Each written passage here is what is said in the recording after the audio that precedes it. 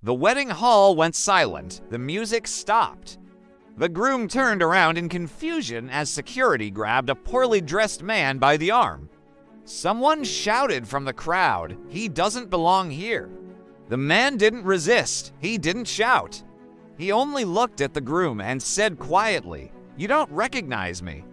But today was never meant to be about your marriage. No one understood those words. Not yet. The wedding was perfect. Luxury hall, golden decorations, expensive suits and gowns. The groom, Ji-hoon, was the pride of his wealthy family. A successful businessman, respected, feared, the bride came from an influential home. Everything was planned down to the last detail. Then, the man entered, worn shoes, plain clothes. Eyes heavy with years of silence. Guests whispered, "Is he lost? Who invited him?" Before he could reach the front, security rushed him. Ji-hoon frowned. "Remove him." "I don't want trouble today." That sentence would later haunt him. The man's name was Seok Min. Years ago, he was nothing.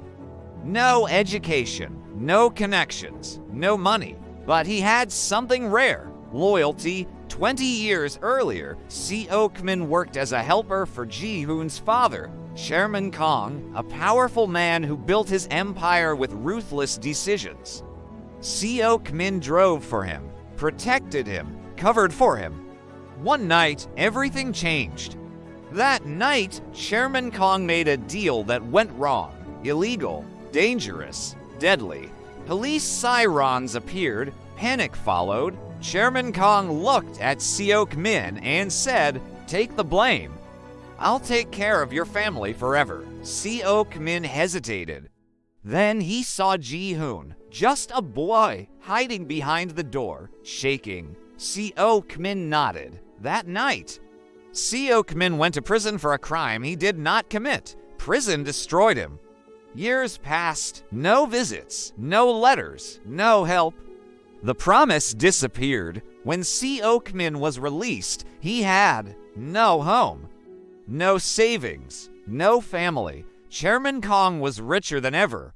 Ji-hoon grew into privilege, and Seok Min became invisible.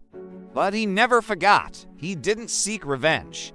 He waited for truth. While working at a construction site years later, Seok Min met a dying former associate of Chairman Kong. The man handed him a sealed file.